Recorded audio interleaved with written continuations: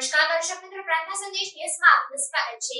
લોકસભા ચૂંટણી 2024 ની તારીખો નજીક આવી રહી છે, ત્યારે આણંદ જિલ્લાના નાપાડ વાટા ગામે મતદાન જાગૃતિ રેલીનું આયોજન કરવામાં આવ્યું।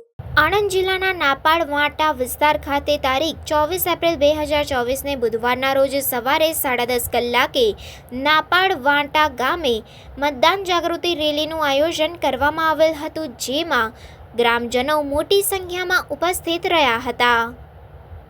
રિપોર્ટર ઇકબાલ પરમાર, પ્રાર્થના સંદેશ ન્યૂઝ, આણંદ।